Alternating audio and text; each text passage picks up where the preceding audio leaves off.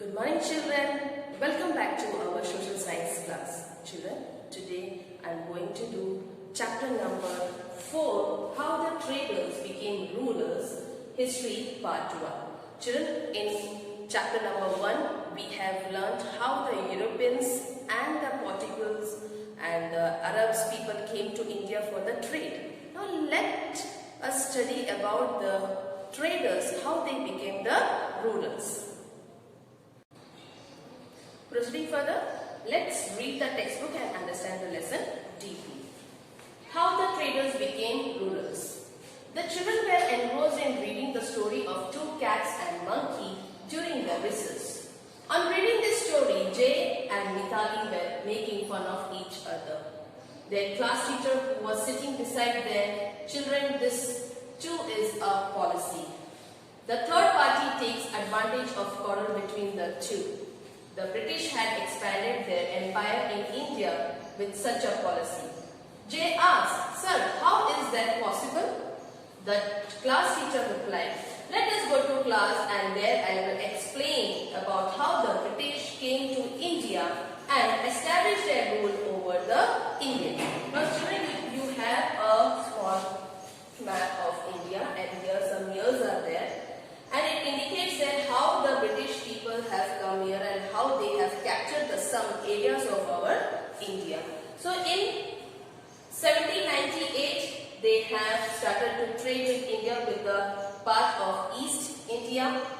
And in 1805, slowly they started to go down with the South India and some part of Delhi. In 1836, they started to trade with the western part of India, and in 1856 they started to trade with the central part of and some parts of the north of India. So by the mid of 18th century, the British had started to emerge as strong and power on the Indian political horizon. Do you know that the British came to India only for trade? Initially, they took permission to trade in India states. Then, how did they become the rulers of entire India? The history of the British rule arouses many such questions. To serve their economic interests, they increased their political hold on India with the uses of British diplomatic tactics. Now, let's read about what are the diplomatic tactics. Wellesley policy of expansion. Now, who was Wellesley? When Wellesley came to India as a Governor-General, he was a Governor-General, he came to India, there was a cutthroat competition existed between the England and France. As you all know, children, the Dutch and the Portugal, they left our country. They couldn't stand in front of the British and the French because they were very strong party. Now, it was necessary to check France from the beginning, becoming powerful in India so as to expand the British rule in India. Wellesley introduced a new plan which was known as the Subsidiary Alliance. So when this governor came to India, he started to introduce some new policy. Children, they came to India to trade. But slowly they had an interest to capture our India. They just wanted to rule on us. So they started to bring many policies so that we Indians will be considered as a slave under them. Now, as per the scheme, any princely state that accepted the alliance had to keep and maintain British army as well as keep a British representative in a royal court. Now, what is the meaning of subsidiary alliance, children? What was the scheme there? It was stated that, as you all know that India was known as a princely state. राजाओं का राज चलता था, मतलब वहाँ पे democratic rule नहीं था, monarchy system था. Means what? Kings and the queens, they used to rule our country. At that time, there were many princely states. So this scheme, this alliance was that they have to maintain the army and they have to keep one British representative in their royal court. Is it clear, children? Now, this way the British could maintain their army without spending any money. मतलब British people को अपना खर्चा कम और Indians जो खर्चे पे Britishers जो जितने भी आर्मी थे उनका पूरा खर्चा उठाना पड़ता था, तो ये स्कीम रखा था. At that time, many kings were happy children because why? At that time also, many kings used to capture small princely states, so they need a huge army children. So उस time पे भी लड़ाई होती थी, छोटे राजा और बड़े राजाओं के बीच में, सबको अपना अपना किंगडम बड़ा बनाना था.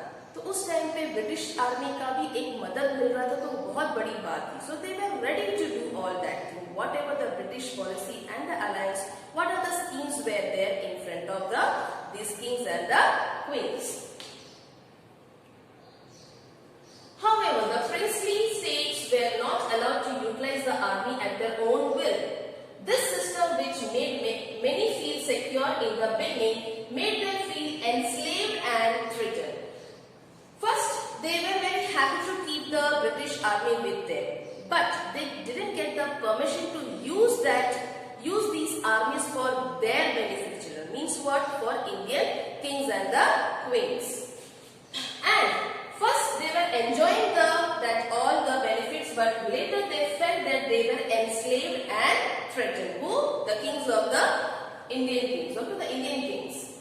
Subsidiary alliance acted like a slow poison for the princely states of India.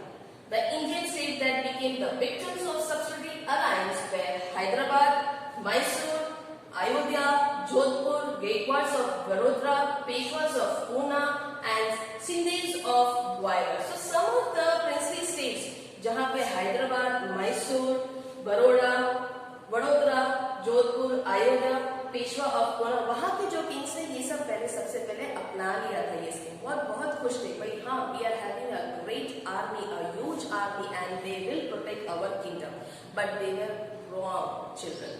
They had wrong concept that these British people will help them, but directly or indirectly these kings, they became enslaved under the British people. Now, Nizam of Hyderabad was the first victim of Wellesley subsidiary alliance. Then it was Mysore and Ayodhya. Tanjore and Karnataka met with the same fate. The British made the Marathas fight amongst themselves and consequently made them accept the subsidiary alliance. So what was the scene, children? I had given a small, in the starting of the lesson there were a small story, okay, a fable story of a cat and monkey. Okay, same here, these kings used to fight among themselves, but who got the benefit? The British people.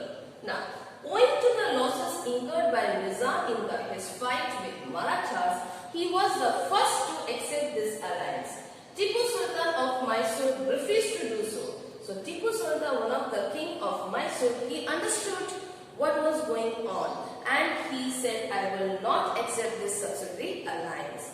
But after the British victory in the 4th Anglo-Mysore War, Mysore was forced to become a subsidiary state.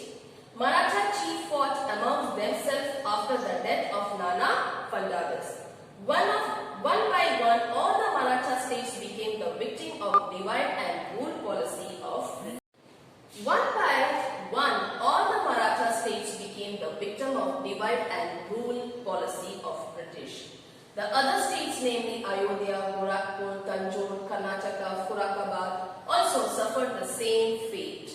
In this way, within the span of 7 years, children, Wellesley expanded the company rule and made the British the supreme power in India. So this is the pic of Lord Wellesley, children.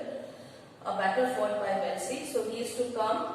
He came to India and he had given a policy that is divide and rule. So among this rule, what happened? Small kings and the big kings, they used to fight against themselves.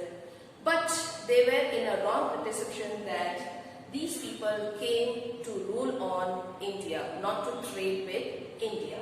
So you can just see the map of India states that accepted the subsidiary alliance. So whole India was captured by the British rule. Expansion of British rule in India. After finalizing the subsidiary alliance treaties with Mysore, Nizam of Hyderabad and Maratha chieftains, the British moved towards northern part of India. So first they came to the east part and the south part of India. Later, what happened after capturing some states of India, they started to move to the northern part of India, children.